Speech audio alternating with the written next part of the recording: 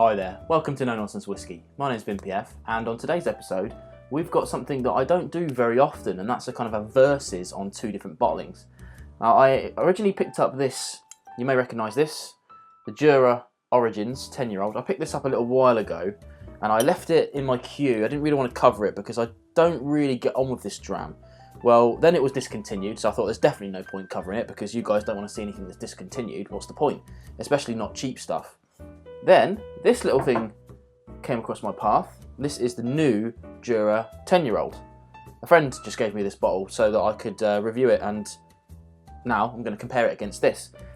Seems to be a good opportunity to see what has gone and what is replacing it, right? So this all came about in 2018 when Jura decided to get rid of their whole line and replace it with a whole bunch of new stuff.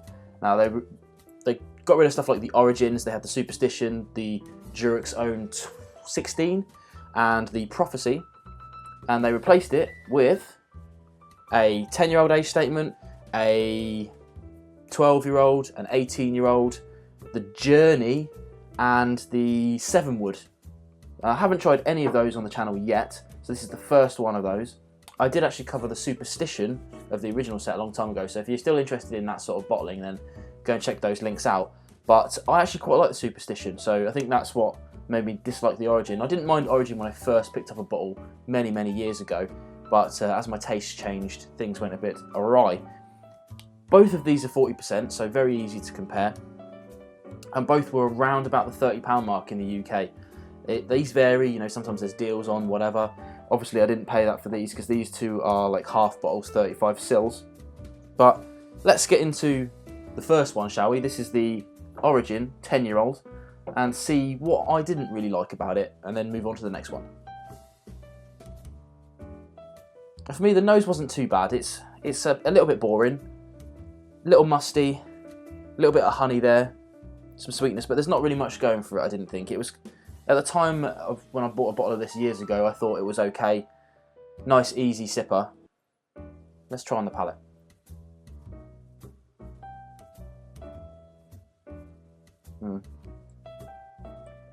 Now for me, the palate's where it all goes wrong. Very watery, honey's still there, a little bit of grassy notes, so if you're into more kind of herbally, grassy whiskies, then it might be worth a try. But there's something a little synthetic about it. I'm not sure what it is and what to put my finger on, because there's just something about it that doesn't really sit well with my palate anymore. So yeah, to be fair, I kind of wrote off the Origins a long time ago, but let's compare it with the new 10 and see if there's any improvement, see if it's different. Who knows? I mean, I'll show you the colour on these things. I don't think it really makes any difference. I'm not sure if you can see much difference in those. The original 10 is a little bit lighter, but I'm pretty sure they add colour to it. They don't say anything on the bottles. So straight away, this is a much different beast. Still 40%, of course, but it's got a bit more oak to it. Still sweet, but it's not really as kind of high in the honeys as it used to be. Let's try a bit on the palate.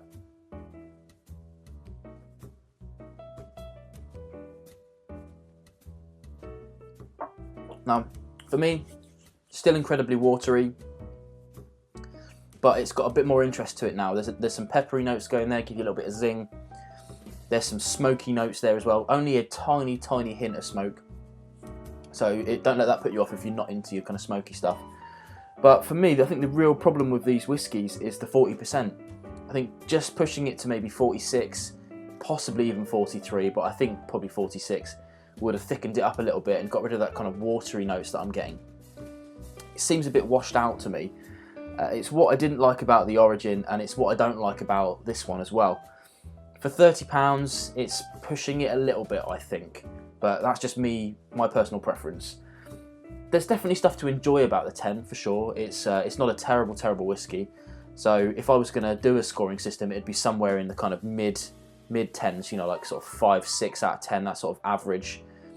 It really is that. It's a very easy sipping whiskey, so it's one of those things that you could definitely have by the fireside and just enjoy without putting too much thought into it.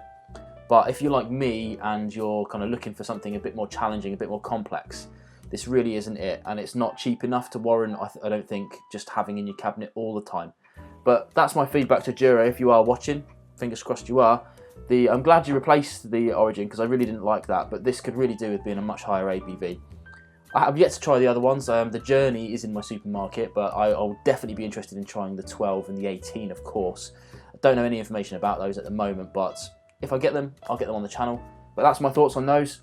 Hopefully you guys can let me know in the description below what you think about them. Especially I want to know if you like them, because for me it's not my palate. So if anyone is watching and likes it, stick it in the comments below, and some of the other guys who want a different opinion can go down and talk to you. I think that's probably the fairest thing to say.